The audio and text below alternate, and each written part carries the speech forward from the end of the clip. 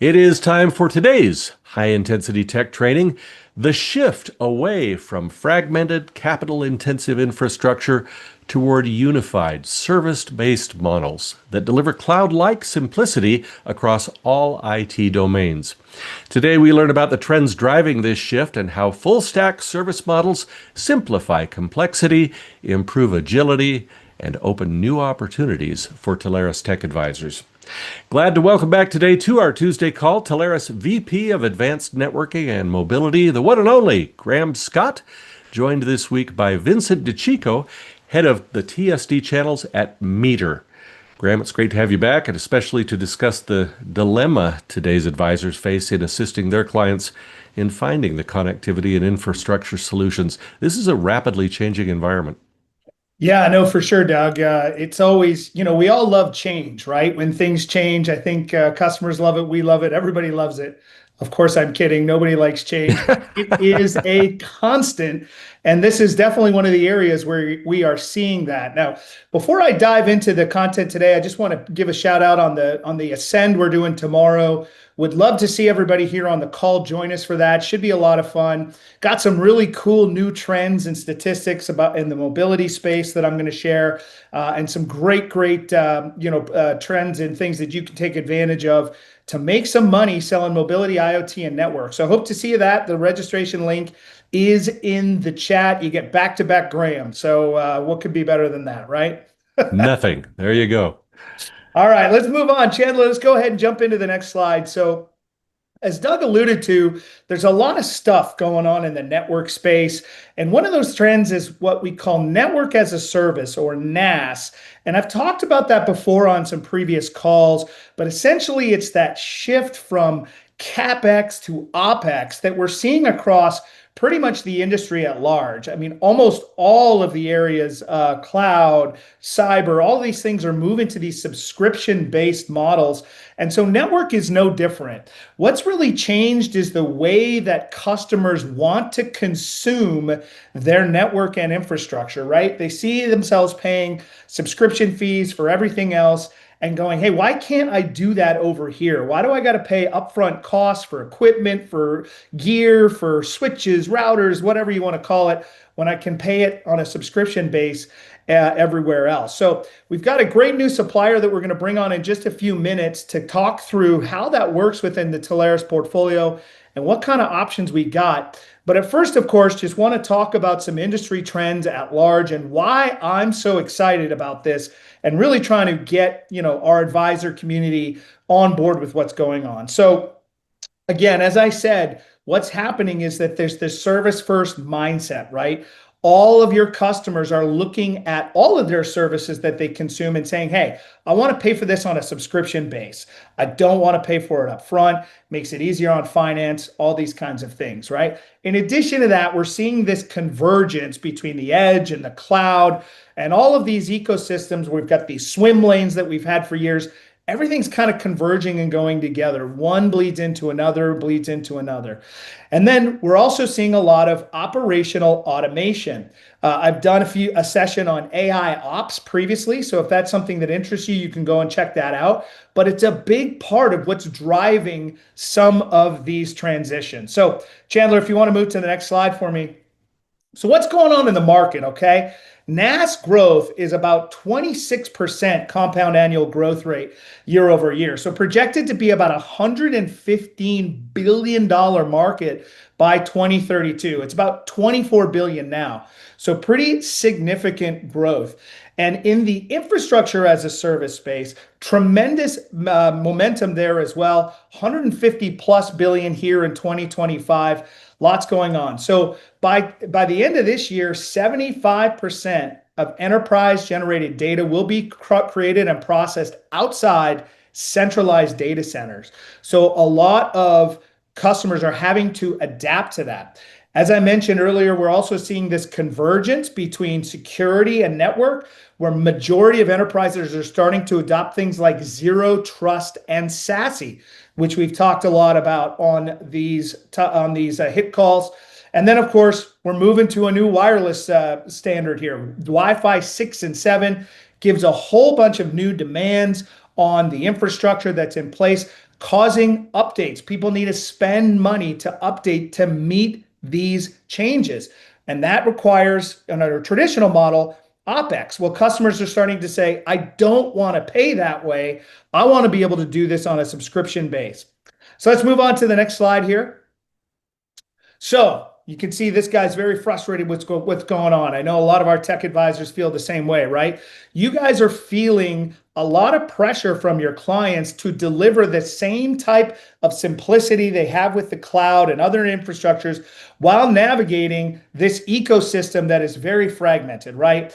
And traditionally, infrastructure, switches, routers, those kind of things have not been the domain of tech advisors, particularly in the TSD space, right? We tend to focus more on the services. Well, this convergence is bringing us into a lot of these conversations. So we're seeing that, and I think that is a positive for us. But doing things the old way can really lead to deployment delays, long lead times, and all those kind of things. And businesses need the agility that they get from this sort of new way to consume services. So let's go ahead and move to the next slide there, Chandler.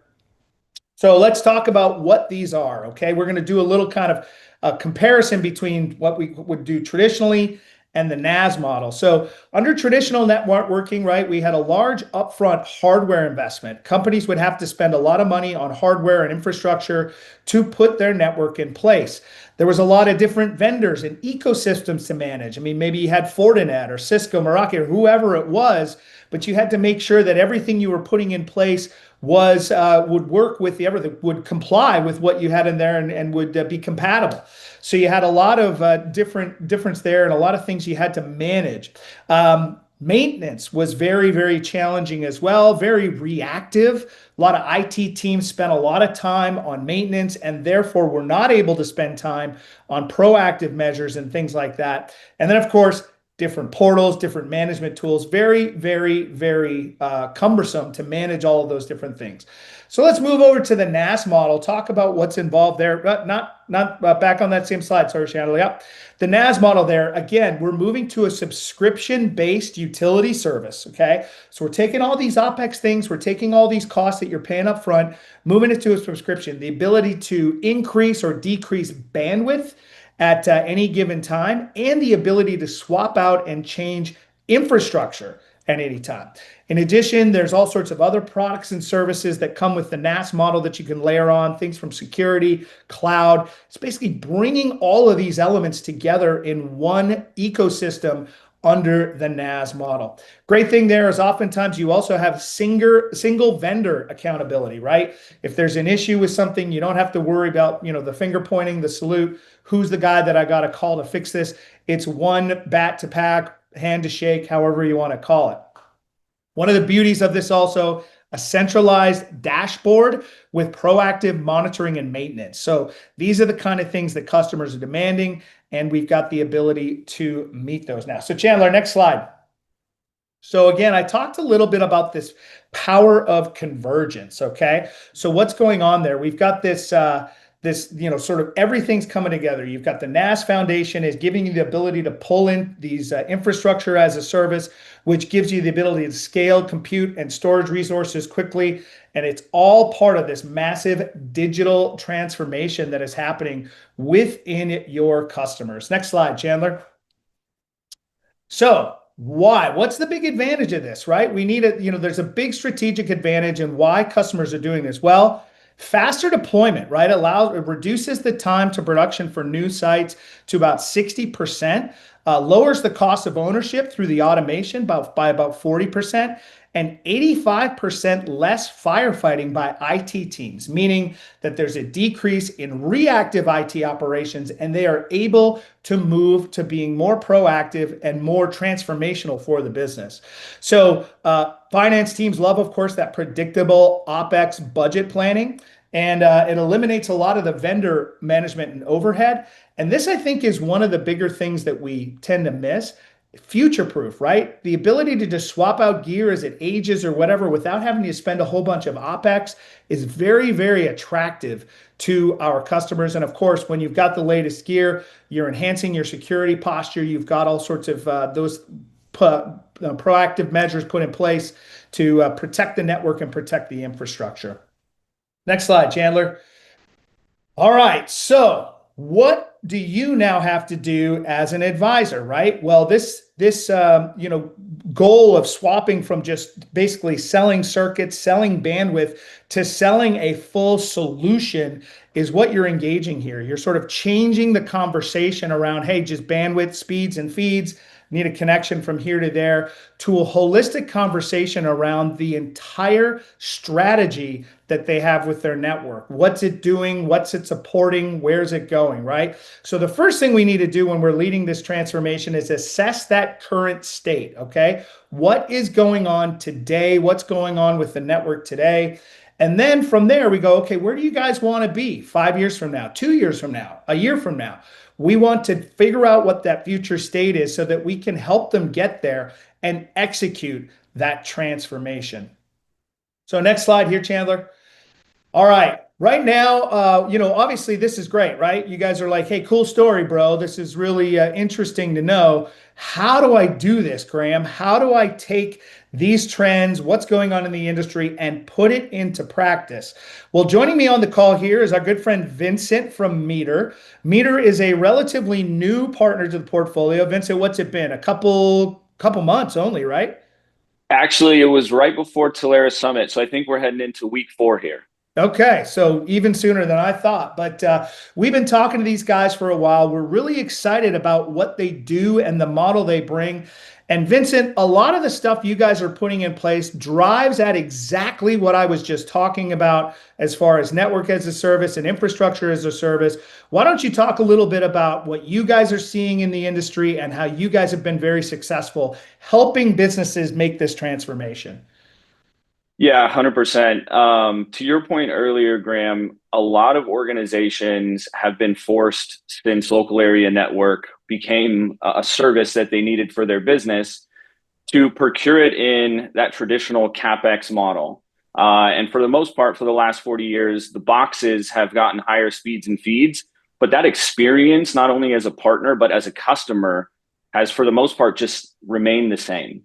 And so there is this massive opportunity now and this shift away from what would be considered traditional local area network experience for not only partners and customers to procure it in a as a service model, which is natural, right? Considering everything else in that tech stack has already kind of made that move, whether it's cloud phone systems, whether it's cybersecurity. The customers are demanding a better experience for their critical infrastructure, and local area network outside of the WAN coming into the building is extremely critical to the business, because all of the other solutions, to your point, Graeme, are touching that local area network and are dependent on that.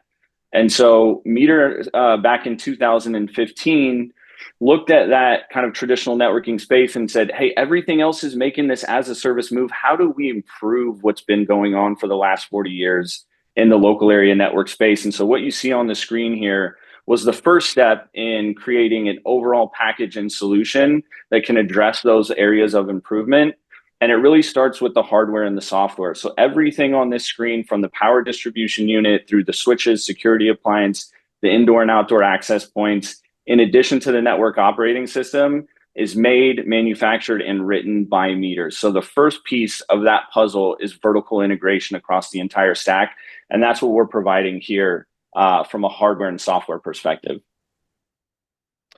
Yeah, no, and I think again, it's always, we hear these trends, we see what's going on, and we hear the screams from the customers like, hey, we want to move in this direction, right? And I think some of the larger players in the network, they're getting there. They're starting to move there. Lumen, for example, has got, a fairly comprehensive NaaS offering. And I know the other ones are really responding to this as well. We're starting to see a lot more AI ops within some of these that are kind of driving to this.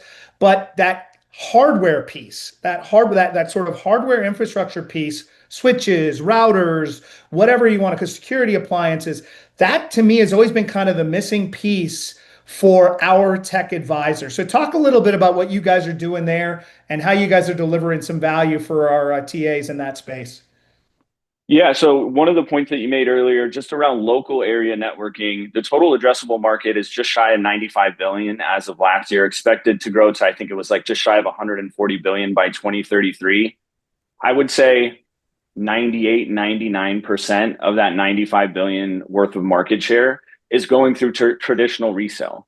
And so there's a massive opportunity for us in our channel route to market to go in, displace some of these legacy providers, take market share back into a recurring model. But I think more importantly is deliver the outcomes to the customers that they've been demanding and wanting for so long. And so that's really the total solution that Meter has put together. Is it's empowering our route to market to be able to go to customers and offer them something in the local area network space that they've wanted for the last 40 years and is now here and able to be delivered to them. Yeah, and again, I think once again, this is an example of where we're seeing this convergence, right? I think we saw it a lot in the MSP space where TAs were selling MSP type services and bringing those in. I talked about it on my last call in the MDU space, right? Where we're seeing these kind of things come together. And this is just another example where customers are asking, hey, I want one person to deal with. I want to, I don't want to have to go to this person for my hardware, this person for my connectivity, and this person for whatever. I want one bat to pack, one hand to shake. And I think that's really where you guys have been successful. Yeah, you hit the nail on the head earlier. Just siloed, complex procurement models, lots of different hardware within their environment, lots of different support requirements within the environment, really simplifying that and taking away the burden for lean IT teams to keep this critical infrastructure up and running is where we're seeing the most success. So again, it comes back to, I think, solving problems with technology as opposed to people is really where this offer is landing. And outside of just the hardware component, it's the operational and the pricing model that really create a total offering that's driving that value for clients. So let's move on to the next slide here, Chandler. Talk a little bit about the offering at Meter specifically, right? How you guys have packaged that. And then I think I'd like to go into a couple of discovery questions that we can help the advisors on the call here with. And then I know you guys have got a couple of case studies as well that we can go over. Yeah, absolutely. So I think it really started with the vertically integrated hardware and software stack, but there are other traditional networking providers that have great hardware and have great software. Where we really start to turn the traditional model on its head and where our route to market can really take advantage of displacing and gaining market share back is in the support model and the pricing model. So we actually design and deploy all of the Meter networks that we sell alongside advisors today. So it takes away all of that complex planning and project management that your clients are having to deal with today when deploying local area network infrastructure. But then another really, really differentiating component for us is the proactive alerting and support. So we are inherently an SLA-based offer, which in traditional networking, if you're familiar, is non-existent. It is we sell you boxes, we sell you licenses, we sell you software. You then figure out, Mr. or Mrs. Client, how to keep this network up and running, right? So very, very different model. Think of Meter as an extension to your client's team, always there ensuring that that network is up and running and we're delivering the outcomes that we've promised to those clients. I think I heard a stat recently from one of our heads of engineering that 70% of tickets opened on the thousands of Meter networks out in the wild are actually opened by the Meter team, not the customer. Wow. So we're actually proactively remediating issues many times before the client is even aware.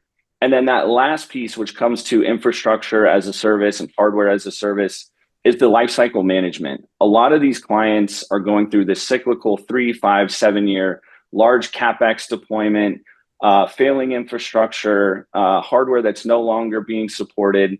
We solve that problem completely for clients. And to one of the bullet points that you had, future-proofing their solution, Graeme, that's really what it's about when it comes to lifecycle management. So we have a philosophy here at Meter that there will only be 2 generations of hardware out in the wild at any given time. We don't charge the clients any extra to be on that latest and greatest hardware that we develop and manufacture. So I'll give you one real quick real life scenario. Let's say today we sell a customer a Meter network and we sell them a 1 gig circuit. In 12 months, the company has grown. They have a lot more connected devices within the building. They need a multi-gig circuit. Traditionally, they would have to go back to they'd have to go to their CFO out of budget.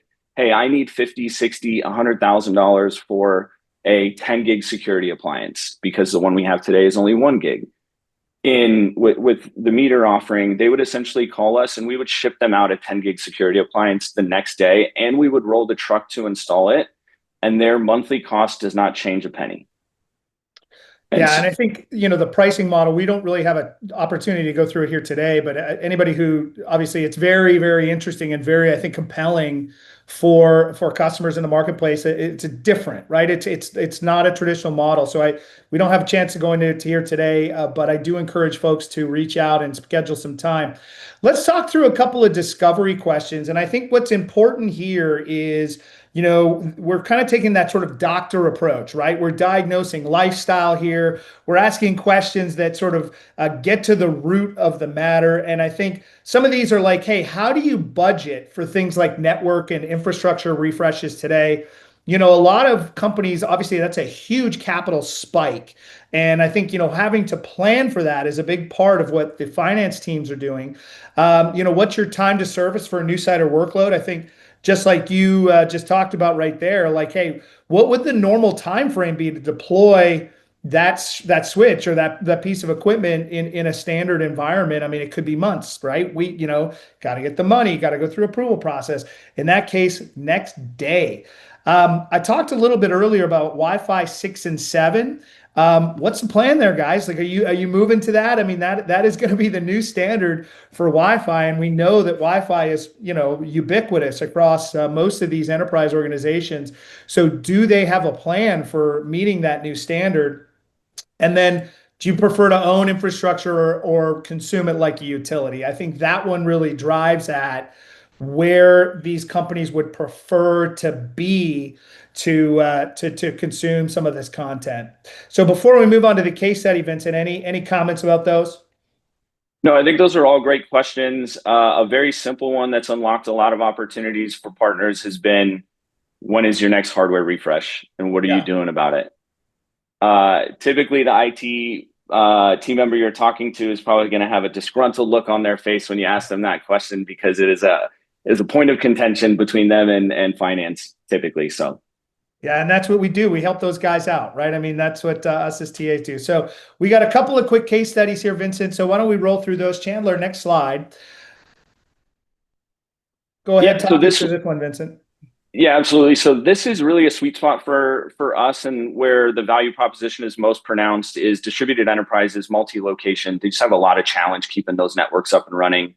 This was a REIT that specializes in procuring lots of self-storage facilities. As they procure them, they also procure the aging infrastructure at each of them, which is typically never uniformed across all of them.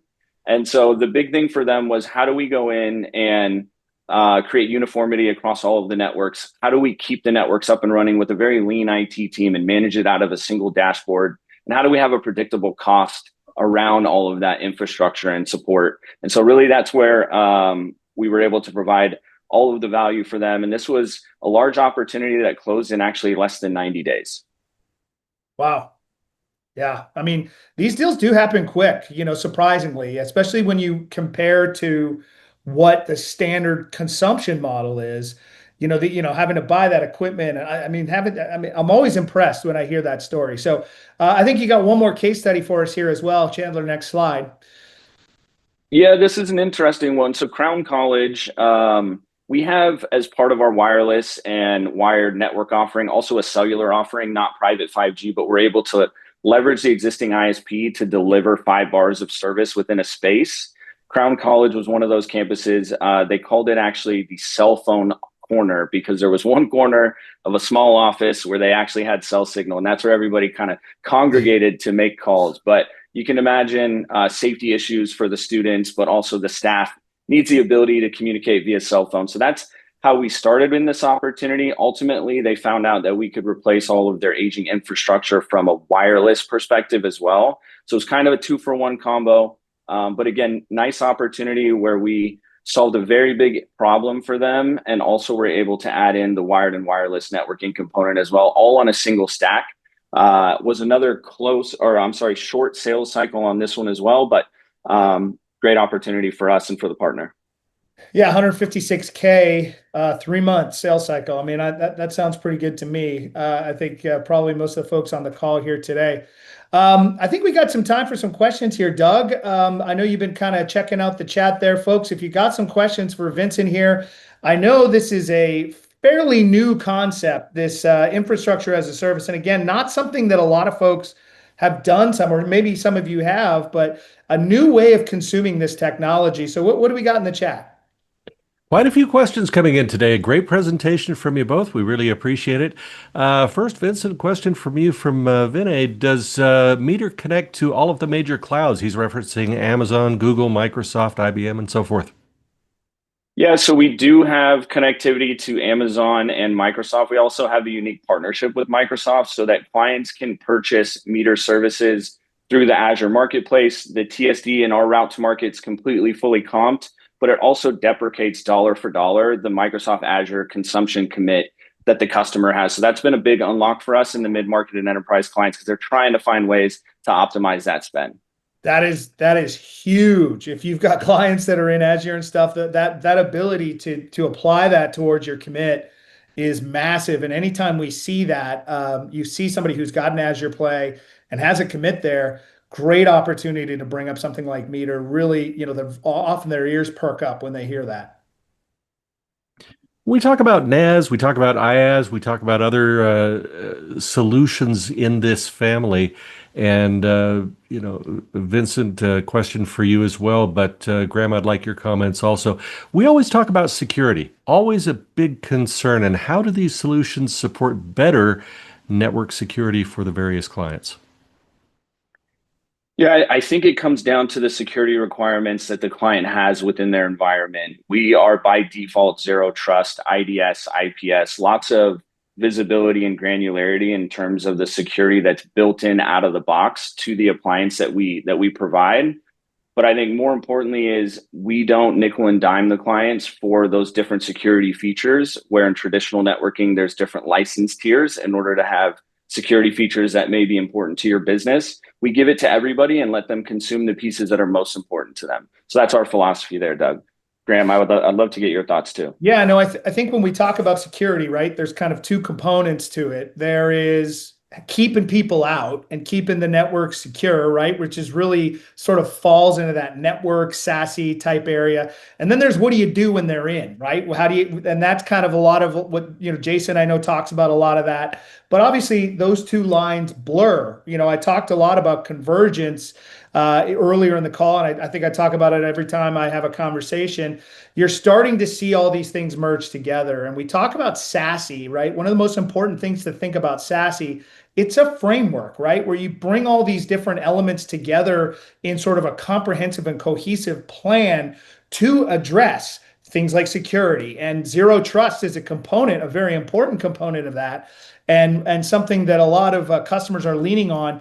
The adoption rates for zero trust have gone through the roof. I don't have the stat right in front of me, but somewhere in the 60 to 70% range of enterprises are adopting zero trust over the next couple of years. So something that's really, and I think that element of, hey, how do we keep people out, right? First off, and then we got to find them when they're in, and get rid of them. So there's those different components of the security, and this really sort of speaks to that. Hey, let's lock the door and keep people out. So,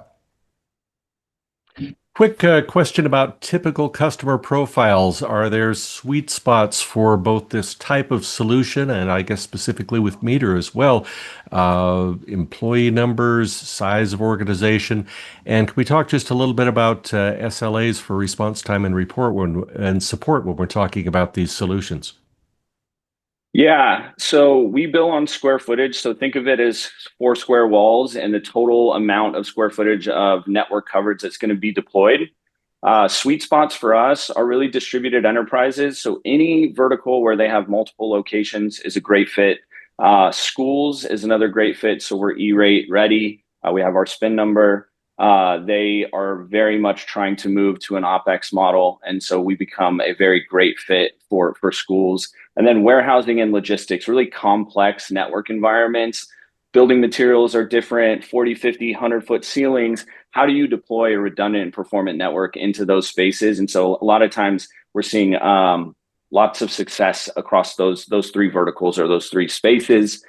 And then guaranteed SLAs, we're by default 4 nines of uptime to the client. So we guarantee 4 nines of uptime for their network.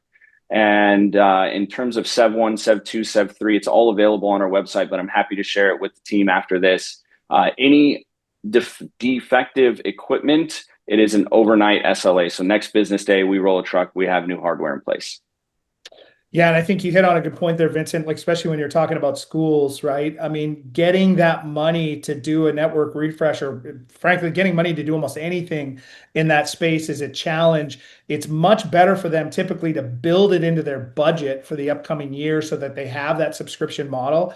And then another area where, campus style environments, whether it be, we talked a lot about mixed use facilities on the last hit. I do things like that. Those campus style environments tend to be a good fit for you guys as well. Yeah, Graeme, you just mentioned campus style environments, and a few weeks on the call, we were talking about MDUs, multi-dwelling units.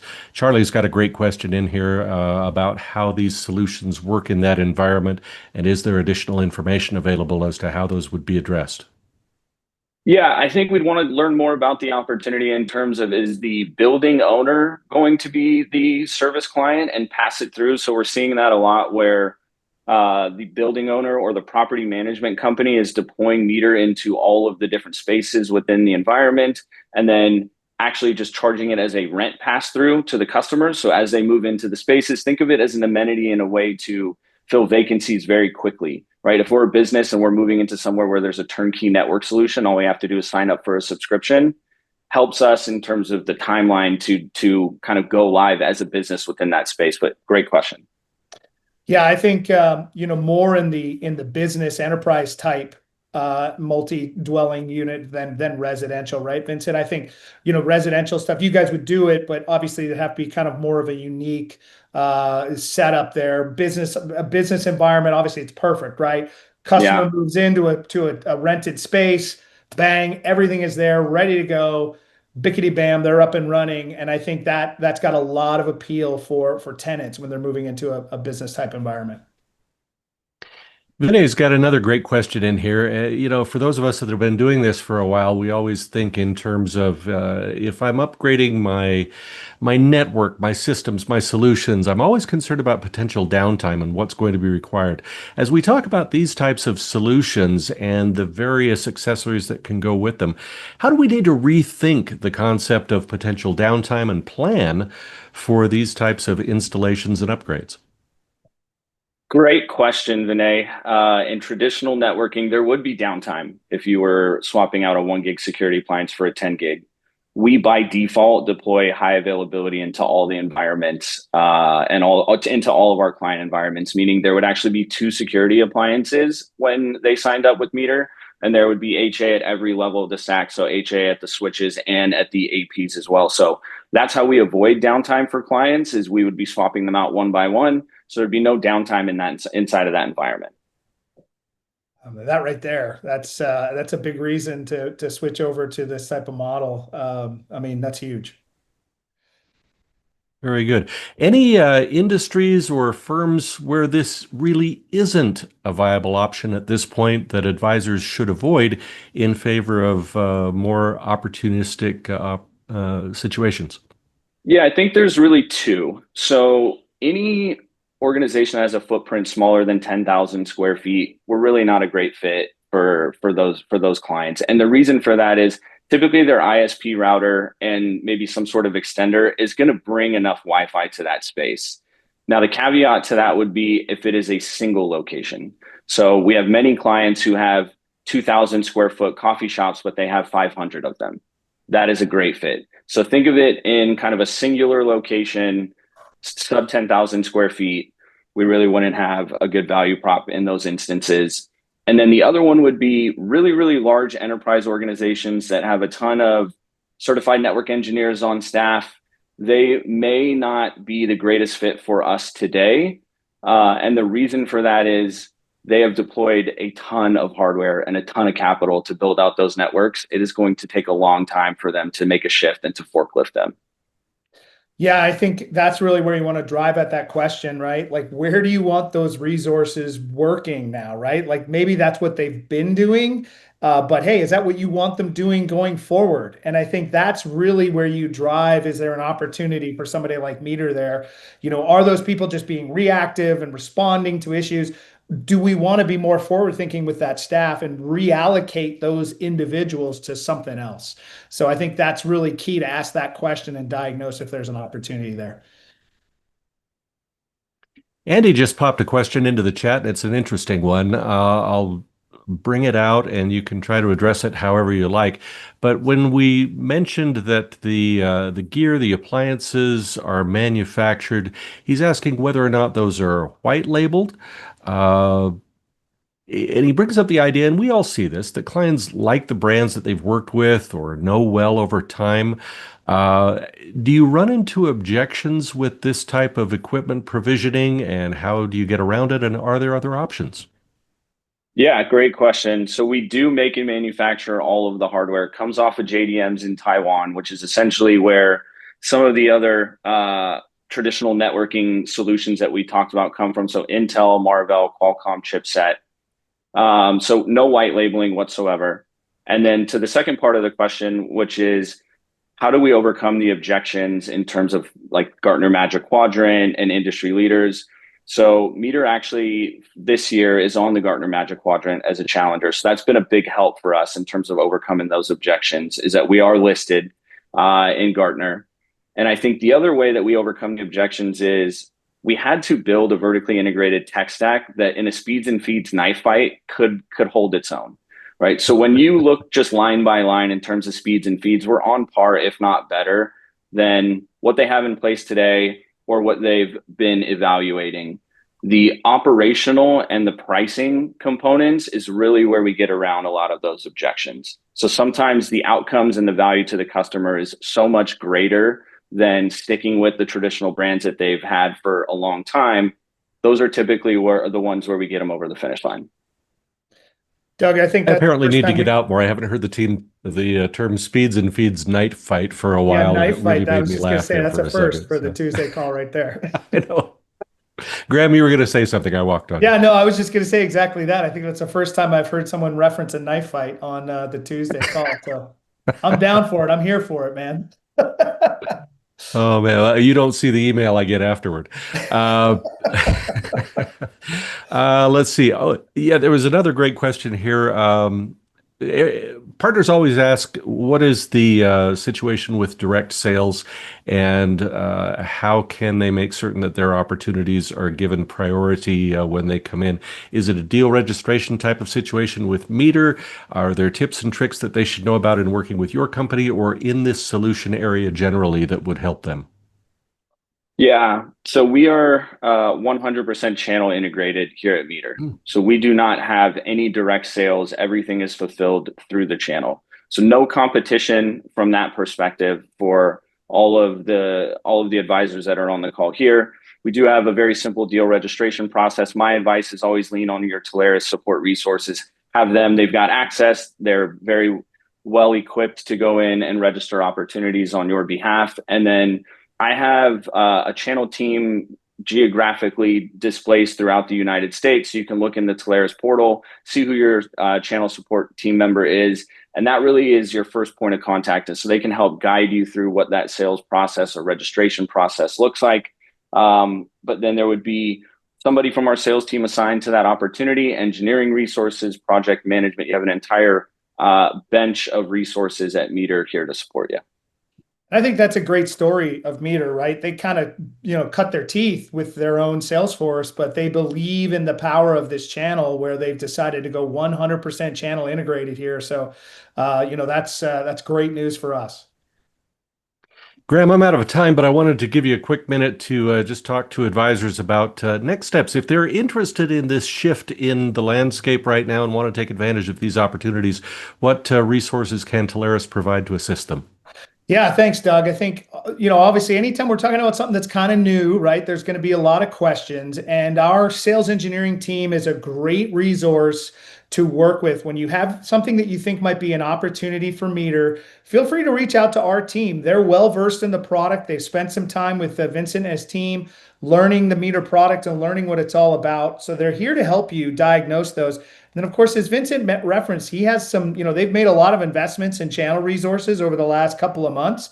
Brought on some folk, Brett Gillespie, formerly in the Southeast.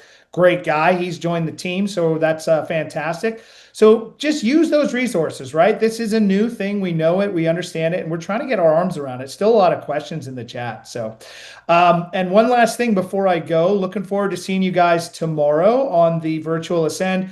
Chandler had a couple of requests for the invite. If you could drop that in the chat once again. And folks, love to see you there tomorrow. We're going to talk about some cool stuff going on in the mobility and IoT space. Doug, thanks a lot. Excellent work. Graeme, Vincent, thank you very much for the presentation and the information today. Always great to see you here. We hope to have you both back again very soon.